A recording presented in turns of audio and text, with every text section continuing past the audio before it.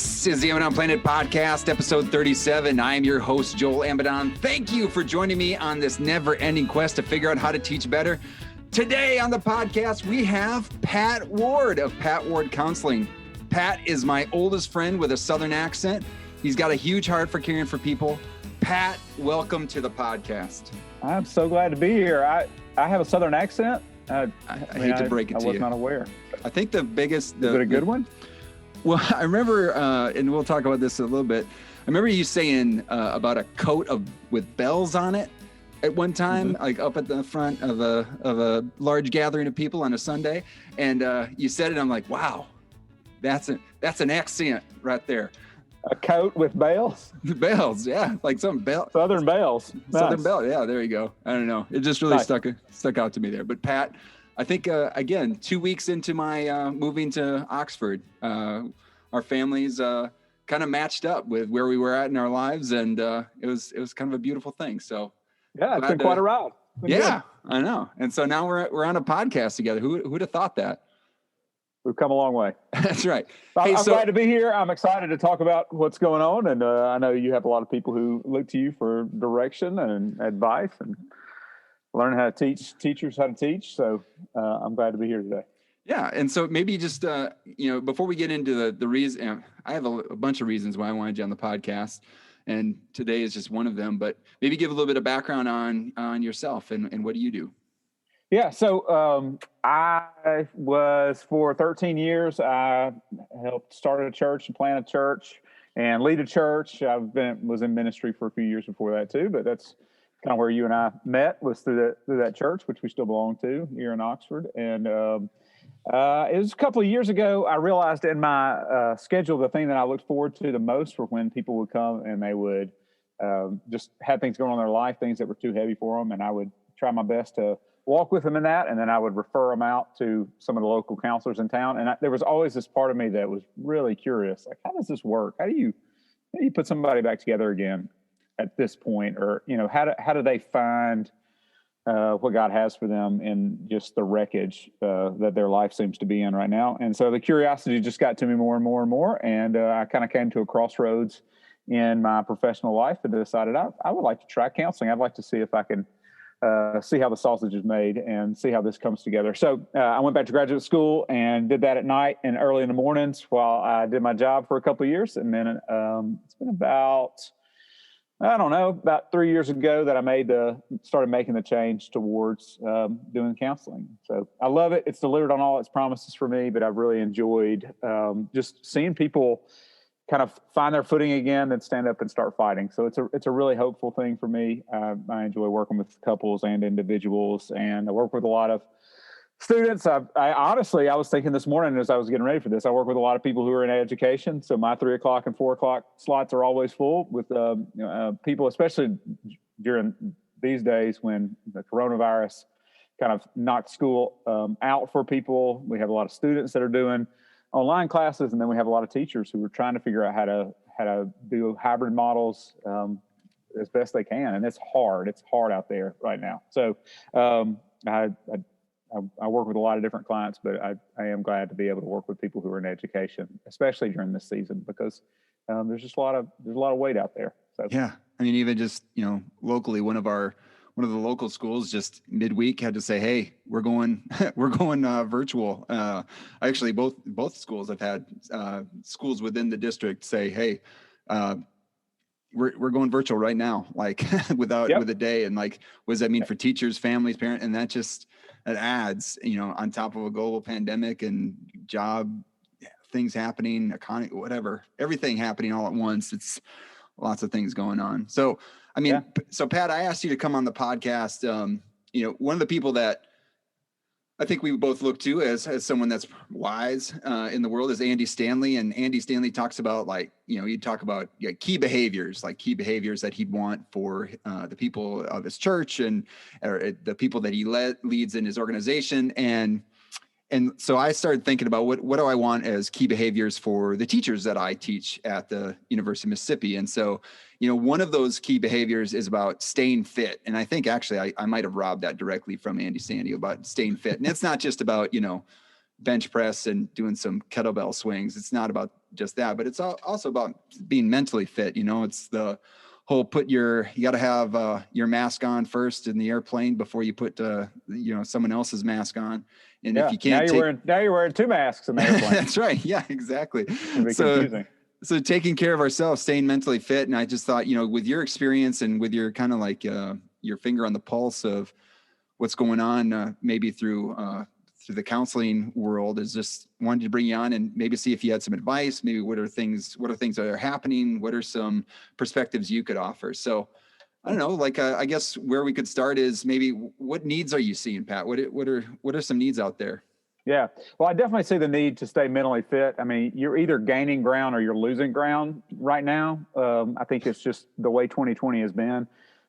It's hard. I don't see a lot of people who are just standing still and okay. If you stand still, you can kind of get deluged in political, medical, doom news that's out there. And so you do have to be fighting to stay mentally fit. I think the biggest thing that I am seeing is, so I heard this metaphor the other day, and I think this is great. BMW makes a really good car, right? Yeah. Mm-hmm. And never driven one, but yeah. Me either. But I've read about them. But I heard somebody saying the reason they make a really good car is because at their factories they have this big mechanical arm that has a big magnet on the end, and randomly they will pick up a BMW rolling off of that line, and they'll pick it up by the hood, and they'll take it and just shake it like crazy. And it's through that shaking process that anything that's not bolted down well is going to come flying off. So if the rearview mirror is not on right, it's coming flying off. If there's a door handle that's not right, it's going to be shaken loose. And I think that's kind of what has happened during this season of coronavirus, is that what really is happening is more than people being overwhelmed with like OCD problems of I'm worried about germs being here, or overwhelmed with thoughts of political unrest happening in their neighborhood. More than anything, it's like the things that were loose before have just come flying off for a lot of people. And so not only you're not really trying to tweak things anymore in your life or in your relationships, but a lot of people are like, I need to put the rearview mirror back on, but it's somewhere over there, and I need to go find it, and then I need to put it back on. And so we're just seeing people really struggle with some old struggles in some new and profound ways. And so when that happens, the first thing that people do is they kind of beat up on themselves, and they're like, I don't know why I'm having such a hard time, or I don't know why I'm sad, or I don't know why I'm anxious. And that's one of the first things to talk through is like, hey man, like we're all on edge. Yeah. If you're not struggling right now, or haven't struggled at some point in the last 9 months, then you may just not have been very honest with yourself. I've been telling people a lot, like, we're not studying for the test. This is the test. It's here. Yeah. Mm-hmm. So we're seeing that in a lot of people. So, the everyday problems kind of magnified. We're also seeing just a lot of the issues that come up when people are under a lot of stress and strain. So you have things like just anxiety and depression, people just getting worn out and just kind of getting stuck, or getting to where their mind is always kind of racing. And we have a lot of things to help our minds race now with social media, the news cycle, and all that. So you people are kind of getting double downing on themselves in those times when there's just a lot going on. We're also seeing addiction issues kind of pop up there. Even people who wouldn't say, "Oh, I'm an alcoholic. I'm drinking and not going to my job." But I hear a lot. People are like, we started drinking twice as much in April, and we really haven't stopped. And maybe we've tried to stop, but we haven't really turned to that much. And so, people really kind of beginning to notice some patterns that they don't know. They don't necessarily know if they're making them sick, but they're definitely not making them fit. And so that's something that we're seeing in a lot of people. And then the last thing is, and this is the biggest thing, is that lots and lots of people are reevaluating really important things. So they're reevaluating their jobs. They're making different moves in their workplace. Some people are reevaluating their family dynamics. Some are reevaluating their marriage or other key relationships. And people are making some big moves. Some of those big moves have happened because people finally couldn't deal with the toxic situation anymore. Mm-hmm. So it's actually been okay. But then sometimes people are just making really big reevaluation, really big decisions in the midst of a lot of stress and strain. And that's not really good. It kind of leads to a lot of regret down the line. So helping people make really good decisions is something that I feel like is important right now. Something I feel like I'm talking about with people a lot. So, I mean, given all those sorts of things that you're seeing, I mean, I don't know, maybe this is just the I'm throwing one at you that I didn't precede in the I'm good. batch I'm of good questions. On my feet. Go for it. All right, very good. So I wonder too, like, you said that people are either maybe losing ground or gaining ground. Like, have you seen some people gaining ground? Like maybe even seen like, hey, maybe these are some opportunities and they're taking, I don't know, leveraging these opportunities. I don't know if you have stories like that. Absolutely. I saw a meme that was on a counseling group that I was on Facebook, and it was like, if you can hit the ball in 2020 in the middle of this quarantine, like you're going to be okay when things go back to normal. And it's kind of like that across the board. So I work with a lot of leaders. I do a lot of counseling / coaching for a lot of leaders, and those who kind of got right back on their heels, had to slow down, and then had to fight back are 10 times the leader they were when they went into this. And their employees see it in them. They love them. They, trust them more. I'm seeing, people, anytime people, because I work with a lot of like university faculty too. And anytime people are forced into creativity, they can either roll over or they can stand up and get really creative, kind of strip things down and figure out how to make it work. And so I've seen a lot of like university faculty or other people in education who, were kind of, I've thought about that scene in Apollo 13. Yeah. Yes. Yeah. I never saw the first 12, but I really liked the 13th one. But in Apollo 13, where they're stuck and they're out of options, and they come in and they kind of lay that box of stuff out, and it's like the random, there's a glove there, and then there's an orange juice can. They're like, we got to figure out how to fix this with this. Well, that's what happened, I think, to everybody in April. It was like, all right, we got Zoom, and you may have a slide rule you can use, but people figured it out. And so I do think that a lot of people gained a lot of confidence in themselves, and also saw their profession or saw, the gifts and the resources they had very differently in light of that. And so if you're out there listening and that was you, man, it's okay to applaud that. It's okay to celebrate the fact that, you could have been lost in this, just this unique season. But if you figure out how to do things differently and you're enjoying it, then you don't have to feel bad about that. Celebrate that. Yeah, the creativity in teachers has been amazing. I mean, that's like, I think, when I try to avoid social media, but when I do go on social media and I see some of the things that teachers are doing and how they're doing the Apollo 13 sort of thing, where they're coming up with these wild solutions, but they're like really innovative and creative. And it's like, well, the first thing they'll say is, well, it's not mine originally. I just tweaked somebody else's. Well, that's it. We're building off of each other and define that environment or that collaboration to connect with people in order to do that sort of work.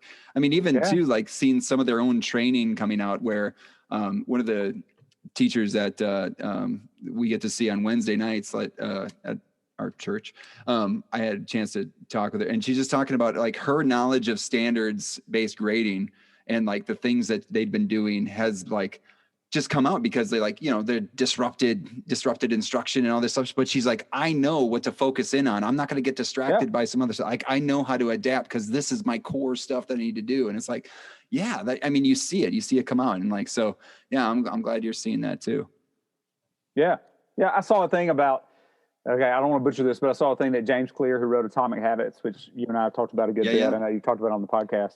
What he wrote is like, when you're a novice, it's like ignorant simplicity. When you're getting better at something, it's like, it's like forced complication, or it's forced diversity. And then when you become an expert, it's profound simplicity. Mm-hmm. And so at both ends of the spectrum, as far as competency goes, we have simplicity. And I think that this last season has really brought people back to some very simple things that are underneath their day-to-day work. Some things that get really overly complicated sometimes. We've had to kind of resort back to that. So yeah. So like like you said, though, sometimes the constraints might be the thing that catalyzes some creativity, catalyzes some opportunities, and so maybe we need to lean into them a little bit. Absolutely. So let's go with this is some free counseling, I guess. So what advice would you give to teachers to stay mentally fit? Yeah, well, I would just, my advice would be just to hang out in the teacher's lounge more. I have no idea what a teacher's lounge entails, but I remember it from when I was a kid. That is the question I have. What is in the teacher's lounge? Can you tell me? We can't actually tell Do you we what's still in the call it teacher's that? Yeah, there's yeah. They still call it the teacher's lounge, because I always thought like it just like it brings up this image of like teachers just laying around, like maybe smoking filterless cigarettes, or I don't know, eating baguettes. But I think, and I've been, doing a lot of observations of teachers and talking with them and like how they are. I mean, it's like, because it's hard to just hang out. You can't really, you got to do it from a distance now, right? But still, even in the hallway, I think it's those hallway conversations or those, the professional learning community meetings or PLC meetings that they have, like, or planning meetings or things like that. It's like, so you're talking basically to like, hang in those relationships. Don't silo yourself in your room. Or if you're virtual, like making sure it's not just kids and down, like you make sure we're making those connections across to other teachers. Is that what you're saying? Yeah. I mean, I think I'm saying something ridiculous about teachers' lounges, but more seriously, I think it's worth acknowledging, hey, connections are hard right now. Yeah. Let's do the hard thing. Stay connected. Let's do the hard thing and linger for a few minutes, even if we have to linger with our mask on for a few minutes, or let's step outside. Let's invite somebody else into a conversation with us. Let's check in on each other and let other people check in on us. And I think that is just the intentionality of connection can be really, really helpful. So that's one thing. I think also a thing that has always been a part of my life, but I haven't seen it in other people, is just to seek out encouragement. So in times when things seem uncertain, the thing that we need is courage. We need to be brave. We need to know that we're okay. We need to know that other people are scared, but we don't know how to seek that out. And I don't think a lot of people ever come to the point of saying to somebody else, like, I just need somebody to encourage me. Can we walk together for a little while just to encourage each other? But really selfishly, I just need you to encourage me. And so I realized I talk to people all day. My profession is one that has been upended in some ways because of COVID. We do a lot of telehealth, but I love it secretly. I think it's something that I really enjoyed. But I realized a couple of months ago I needed encouragement too. So I called an old friend and said, hey, can we meet for coffee on Zoom every Tuesday and just laugh with each other and encourage each other and try not to go crazy together. And that's been a big help to me. And so I would imagine whatever that looks like for your life, if you, for teachers, whether it's somebody within your school, somebody within the profession, or just somebody else from life, just don't be afraid to say, hey, I've got a need. You can meet this need. Anybody can be an encourager if they know that somebody needs that. And so can we just be intentional about inviting people into that? So that's one thing that I think is helpful. Ooh, can I jump on that one then? Yep. I've had a ongoing conversation with my friend Shane, who I started teaching with back in 2002. And so we very soon after we started, I think he disliked me from the get-go, but then I won him over and then we became friends. And so, but we had a standing like Thursday morning breakfast before school that we would have. Awesome. And then up until just even this week, I had a Thursday morning call with him. And it's where we both are educators. He's an assistant principal now, and now I'm a associate professor. And thinking about, we have different perspectives on education, but we are able to talk about, school. We're able to talk about family. We're able to talk about these things. And I think it's like that release valve, too. Like we're connecting, we're pouring into each other. We can pray for each other. And, it's like, it's one of those beautiful things. Like I wouldn't trade that half an hour for much, it's like that. That's like a very valued thing. And so just, you said you decided you need it. I decided I definitely have needed it. And so it's one of those things that it's not that hard if you can come up with that, with that person you can connect with. And so I just want to double down on that one. The world is changing in a lot of ways, but I am very much welcoming the fact that we do live in a world where people are getting more comfortable connecting over FaceTime and Zoom, not just to keep us safe and keep us from spreading a virus, but just it is easier to stay connected. I have a 73-year-old mentor who's meant the world to me in my life. And we meet every few weeks now over Zoom, and it's a way for me to keep him safe, but for us to continue to talk. And now in his world, he's connected to people all over the world because he's gotten a lot more used to that technology. So connecting is not nearly as hard as it used to be if we were just intentional about it.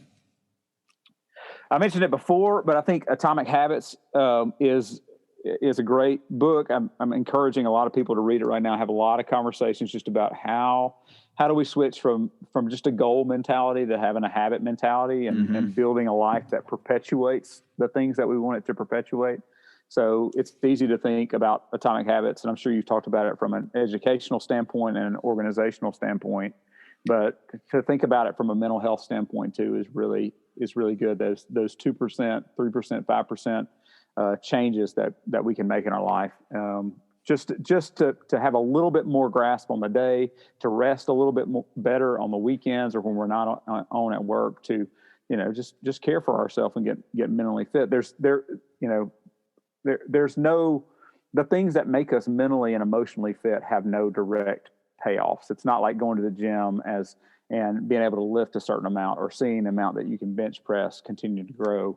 And so I think it's even more important to be habitual and to grow those healthy habits and have other people who notice that or who are asking you about that and who are cheering you on in that. So I'm always encouraging people with that, whether it's, yoga, meditation, prayer, community, exercise, all those things, whatever it is that helps keep you in a good headspace. It's worth building habits around those things. That'll pay off big time, long term.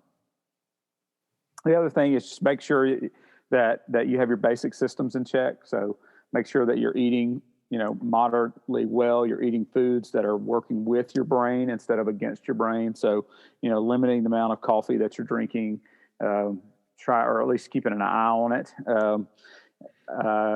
Keeping an eye. I'm looking at you, Joel. Hey, I've got green tea right here. Oh, wow. Hey, yeah, that's what right. What have you done with Joel? So, things like that, making sure that if you've got issues at home, if there's tension at home, that you're doing what you can to make sure to clear that up or to communicate about it. If you run into trouble, communicate about it, reach out for help, somebody who can shine some light on it so that core system is in place. I got a question for that then. Yeah, go for it. So if your basic systems are like, we're saying, keep your basic, like what are some, like on your car, you got some indicator lights, like, hey, there's something wrong with some systems. Like, is there any flags that you're like, that you notice or that you have your patients look out for or your clients? About like marriage systems? Or like, just like your base, like if, hey, your basic systems are out of whack, like you're saying, hey, keep them in check, but how do you know if they're not? Yeah. So if your like nutritional system's off and your physical system is off, but you're going to see it before the day's over. You're going to be out of gas before you're going to be out of energy before the daytime's over, or you're going to see yourself reacting in ways that surprise you. Like, you're going to be angry in times when you look back and you're like, I really shouldn't have been angry. Now that happens every once in a while. Right. But the pattern, that's what you're getting curious about. If there are things that you used to love that you just don't love anymore, and you don't really know why, it's not that you watched all of the episodes of the Great British Baking Show. You just stopped loving it. Sometimes that's a sign too. If you get into a situation or a place where your relationship systems are off, sometimes you'll see avoidance. Sometimes you'll see the biggest thing is just bitterness. Like if you just feel like when you think about somebody you're close to, there's a sense of bitterness that comes out in you, then that's kind of a sign that the core system's off. The other thing is just creating a sense of like just building a narrative around the other person that's not necessarily true. Well, my roommate is only happy when they're getting their way. Well, that may be true, but that may not be true. If you feel yourself saying that. My wife is only happy when she's distracted looking at her phone or whatever. If you're building absolutes and narratives, then that's a good sign that something's off there. Yeah. So it's time to lean in. It's time to take a deep breath. It's time to have hey, am I okay? Are we okay? Is there anything we need to talk about? Conversation. And then the last thing is just find something fun and pursue it seriously. I think we're serious about a lot of things in life, but we don't always get serious about the things that we enjoy. But that's what keeps us going in a lot of ways. That's what keeps us going in our relationships. That's what keeps us going in our job, is that we have found things in our life that make it worth engaging with. And so if it's been a while for you for that, or if you've just been in a season where this semester as a teacher has just ground on you because it's been hard, and there's always more plans to put together. There's always more parents to call. There's always more students who need help. If you're in a place where that has been the thing that's not just been in the back seat, but kind of thrown out of the car, then it may be time to come back around and find it again and be serious about pursuing something you enjoy. So find something fun and pursue it seriously. Is this where you're going to announce your independently run stand-up comedy special, Pat Ward? Is that what we're going to be doing? I wish it would be very short. It would be like it would be a bite-sized comedy special. Well, that Apollo 13 joke, that was solid. I stole it from Jon Stewart in probably 1993. There you go. That's okay. So, well, I guess, and got to let that, if you said find something fun and pursue it seriously, have you taken that advice? What have you been, what's fun that you've been pursuing? I really just enjoy doing things with my kids right now. I'm trying to keep them mentally and emotionally fit too. So I'm in a season of my life where I'm really looking for things to enjoy with them, and finding it. I think the old adage is if you love your job, you'll never work a day in your life. I think it makes it really easy to be a parent if you can find meeting places with your kids that you really enjoy. So my son and I have been backpacking a couple of times during the pandemic, and we love it. We love talking about it. We love doing it. We love buying stuff for it. My daughter and I, we love playing analog games. So we're putting together a glow in the dark puzzle right now, and it's just nice. So much fun. I am like a 6-year-old putting a puzzle together. And my daughter and I, we talk about, we've read Harry Potter, and we kind of get into the Potterverse some. And so we just really enjoyed that. And then, other things, fun things that I do, I just like analog stuff. So I like the New York Times crossword puzzle and trying to challenge myself to do that. I sound like an old lady when I say that, but I am. I also like, I have a Rubik's Cube and, I see it. There you go. Things like right behind you. So yeah, it's right here on the shelf. Nice. Yeah. I'm trying to learn the guitar. It's not going very well, but the ukulele. But if you try to learn the guitar, and then I have a ukulele too. The ukulele, then you go back to that. Right. You're like, hey, look at this. It's a lot easier. It's such smaller, less strings. It's great. That's good. Yeah, but that's good. What else are you guys into? We actually just got some kayaks in. So maybe there's a run on them. We finally got ours. So after ordering some in August, they finally showed up. But yeah, and getting outside has been good. And we created a backyard that we like to be in as much as possible. Still have opportunities to do that. And so watching movies together and stuff. So that's been good the family stuff has been, making sure that weekends are weekends. That's what we've been really trying to do. Cause I think I'm working at home, and there's not that division sometimes that you'd have I'm driving home, I'm going home, I'm going to be home. I'm my computer's away versus sitting here in my little closet in the back of my garage. It's really easy to get back in here. So yeah, the membrane between work and home is really thin right now for a lot of people. I even think, a lot of teachers who are teaching virtual school are finding that too. And so I feel like I'm having that conversation a whole lot about how do you shift gears, whether it's, I usually change clothes when I'm finished working, even though I've just been sitting in my office all day, just to kind of have a something that feels refreshed, or something that helps me mentally turn the page. I try to have a long break from my phone for a couple of hours. I may pick it back up to see if anybody's reached out to me before heading to bed or putting the kids to bed, but try to break away from that just so that there is more of a line between work and home. I don't always do it great, but I do think that's really important for us. Yeah. For some reason, I have this miracle half an hour time where before I have to pick up my, start picking up kids from school. And I've been just using that to work out. And I just think, no matter the frustrations, if I can just, get a sweat going and get some strain going, I think, that's been really, really healthy for me. I feel really good about that. And then also that's a division, like, hey, I have to change clothes. I have to do that. So yeah, there is something. Yeah. There's the physical side of that. All right, Pat. So staying mentally fit, you've offered some advice, but what about some resources? Obviously we're recommending the book Atomic Habits. We talked about that a couple of times. And one thing about that, like when you talked earlier, you mentioned about we're either gaining ground or losing ground. And I like in the Atomic Habits, there's that great picture about if you just get 1% better every day, what does that mean over the course of a year? And just always thinking. So that habit-based thinking is really key. So I say you mentioned that. What else do you recommend? I recommend for a lot of people just mindfulness and meditation. I think that helps keep our anxiety down.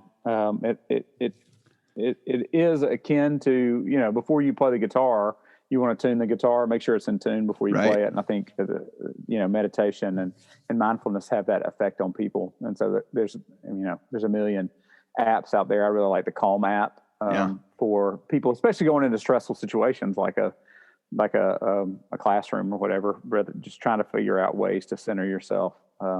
I see a lot of people during this last season also pair that with yoga, which is weird. I've never really considered myself like kind of a new age person, but yoga is more mainstream, and I'm glad about that. But it does kind of bring our body and our mind together, and then brings it towards calm in some really helpful ways that I think it really touches the beat deep in us. And so I see a lot of people really benefiting from that. There's plenty of YouTube videos that'll show you how to do that. I got one for teachers that just shared. So this is one we used to do with Jack, but he shared it in his classroom, and the teacher sent me a text and said, "Hey, thanks for it. We're going to use that with our kids. It's put your fingers out. We say give 5, and so you put out your fingers, and you start tracing each finger, and as you trace up to the tip, you breathe in." And then you go down, breathe out, and then just keep going all the way through. And so like real slow. And so one, for all our teachers out there, it's a good way to, if you transitioning from something kind of, exciting, kids moving around, to like calm down on the carpet. I always say, hey, give me 5. And then for younger kids, practice counting. And then also you're going across the midline. So you're using both hands to do something. And so there's something brain wise there. I don't know all the things there, but there you go. I'm going to put a video to that in the show notes, because that's an easy one that every teacher should know. I believe that's dealing with young kids, or else you're in a meeting, just start tracing your hand like you need to calm down a little bit. Like, Pat, what are you doing? Tracing your hand? Like, oh, don't worry about it. It's fine. Yeah. I mean, but breathing is one of our core systems. So if that helps us get it back in line, we usually hold our breath when we're under stress. So if that gets us back in line, that's perfect. Yeah. It's great.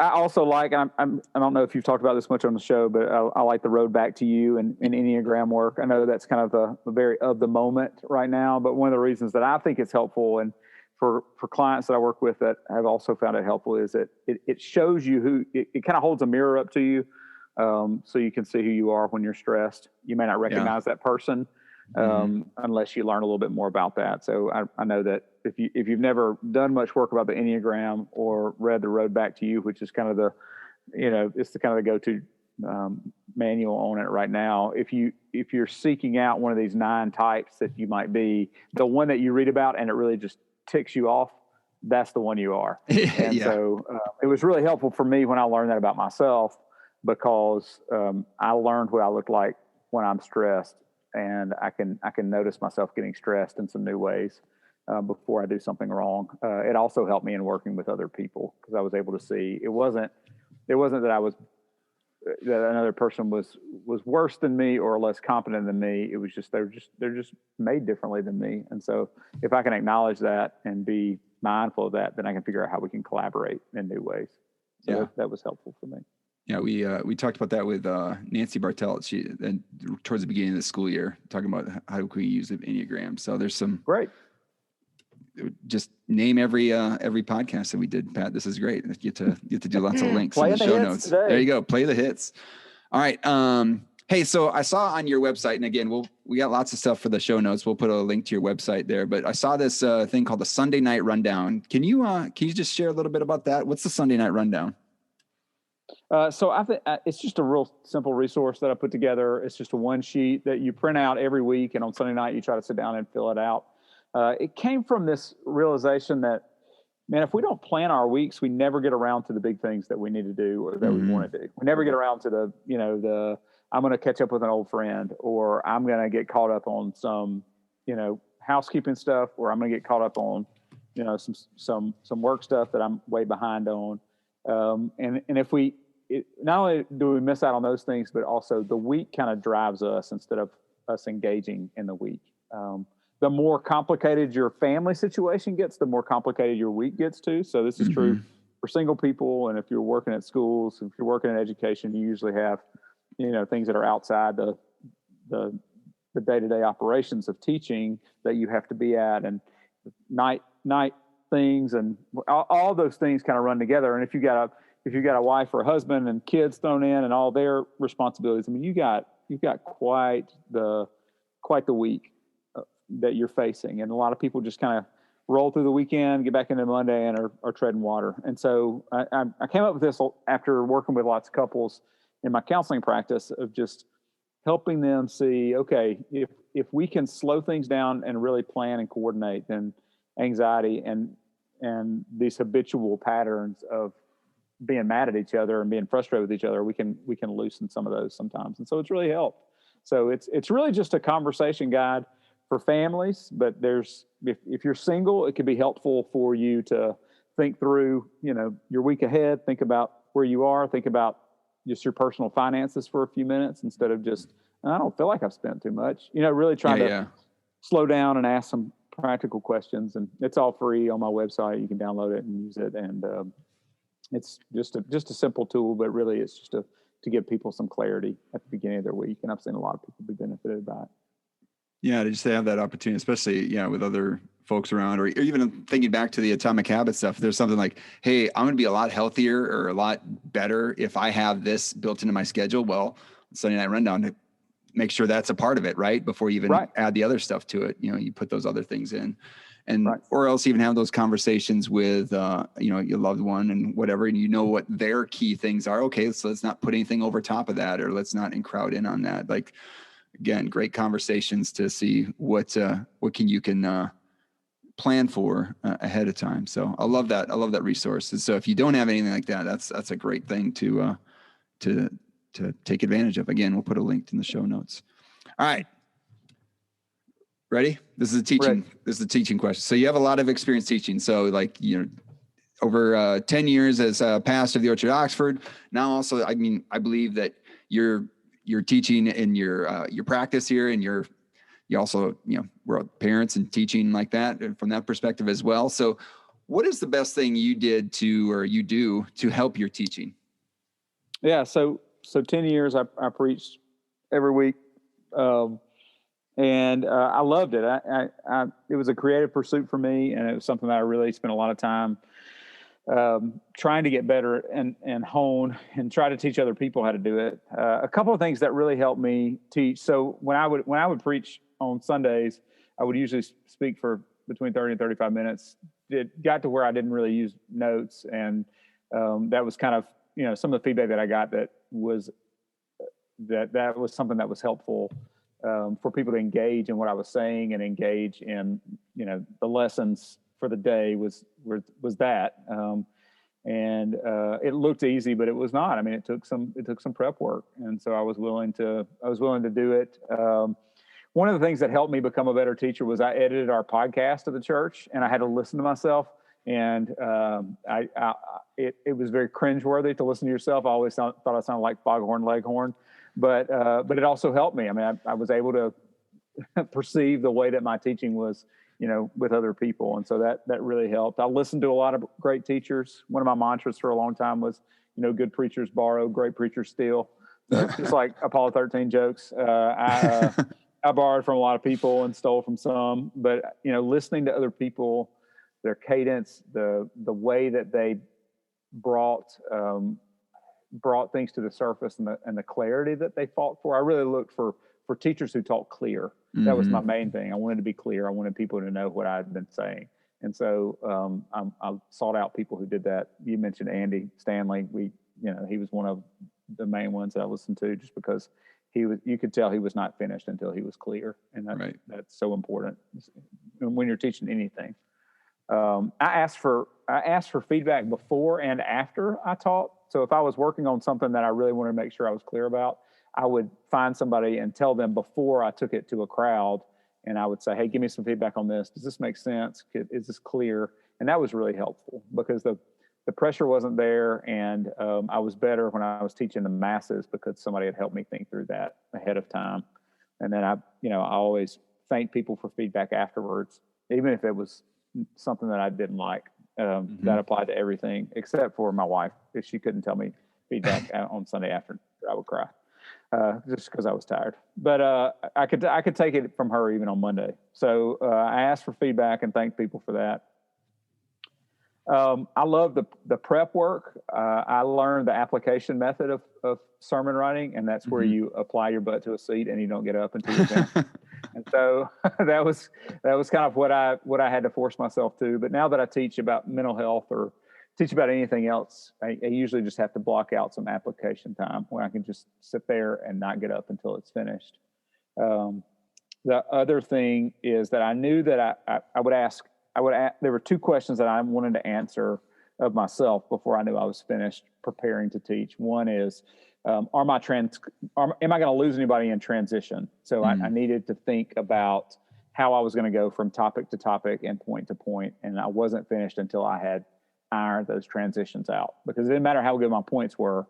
If I zigged and somebody zagged and we lost each other. Right. And then the second thing was, what is portable in this lesson? So what can somebody pick up and take with them, and how portable is it? So I think those were several things that I used to try to learn how to teach well, and still try to incorporate. Yeah, it's a good point with the I like the portability and the transitions too. Like I'll see sometimes where a teacher shows a video, then a teacher does something like they saw the connection. Obviously, there's a connection there between the video and the task that they're going to do. But then all of a sudden, it's like, why did we watch that video? And then they're still thinking about that while we're starting a task. And like, yeah, they're not with you, right? And so like being mindful of, sometimes I might be saying something that I think is redundant, but it's okay. It's okay to be redundant. It's okay, like because someone's like, oh, okay, I see why we're doing this. So right. I also learned a lot of stuff from public speaking about TED Talks and people who analyze the best TED Talks. And one of the things they talked about, and I think this is applicable for teaching anything, is this principle of cognitive load, which is where, our brains, when we're learning something new, we can really hold only 2 or 3 new concepts at once. And if we get a 4th or a 5th tossed on the pile, it's not just that one of the other concepts falls out, it's that often we drop the whole pile. So instead of, we walk away, dropping everything. So I tried to make sure that when I was teaching something, I was only teaching 2 or 3 new things at a time, because even though I was excited and interested in something else, I would overload people and they would drop the whole load. And so I wouldn't teach it. I would end up not teaching them anything. So we used a lot of series and sermon series and stuff like that to try to spread those topics out into more portable, more bite-sized pieces. Yeah. Well, and the power of story too. I think that the TED Talks show you too that right, there's a power in story, and like getting everyone to see into this context through a perspective of a story. And I think there's so much there that we need to tap into as well. That's good. That's good. There's a great book called Talk Like TED. I don't know if I'm sure you've talked about it on your podcast. But, not yet. Oh, you got it. He's got it by his computer. No, I don't think this is it. I have this one. No, that's not it. No. That's the one. I mean, that one's probably good too. But your book's fine. Yeah. But Talk Like TED. No, that's good. That's really, really good. So. My father-in-law is TED too, so that could be a great one. Does he just talk see well? that reading it right in front of him, and just be like, "Yeah, just is all I'm doing. I'm just figuring out how to talk like you." All right, so Pat, thank you for all this time. But I just wanted, you have anything to promote? like, I don't know, like me or things that I like right now. What do I do? I mean, well, you know, it's a platform. So, I mean, you did talk about the Sunday night rundown, and like, and I'll toot the horn too. So like, you know, if you're in this area and you're looking for someone to talk to, you know, the Pat Ward Counseling is not a bad place to go, as well. But not a bad. Yeah.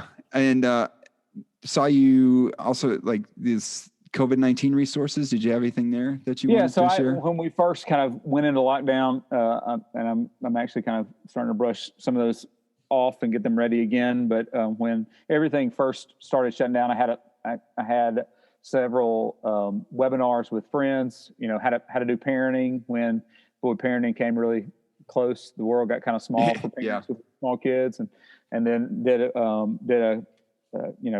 talk about how to lead in unknown circumstances, and did some other talks about marriage. And so I did a lot of free webinars during that time and put them all on my website. They're all still up there. They're all still relevant, especially as we are about to head into the winter season and some resurgence of the virus in some ways. And so they're all online. Would love for you to look at them and benefit from them too. Yeah, again, we're going to put all those put all the links on the show notes, and those will be at AmazonPlanet.com/episode 37. But thanks, Pat, for joining me. This was nice. Yeah, it was a lot of fun. I'm glad I was able to be here. All right, so that is all that we have for this episode of the Amazon Planet podcast. Again, show notes for the podcast can be found at AmazonPlanet.com/episode 37. If you're looking for ways to support the podcast, you can subscribe, rate, and review. Subscribe to the Amazon Planet download, which contains teaching resources and updates from Amazon Planet. You can find links to do that at AmazonPlanet.com. Follow Amazon Planet on Instagram, Twitter, LinkedIn, or like the Amazon Planet Facebook page. You can also check out the Amazon Planet store or Amazon Planet bookshop. Links are in the footer at AmazonPlanet.com, where all of your purchases support the production costs of the podcast. In conclusion, thank you for listening to this episode of the Amazon Planet podcast. Thanks to Pat for sharing his expertise and time with us. Thanks to Matt Mifflin for the music in this episode. Finally, thank you to all of you out there who are seeking to teach better and be the good in the world by investing in the lives of others. This world is a better place because you have decided to use the gifts you have been given to serve others. Thank you for all that you do. Peace.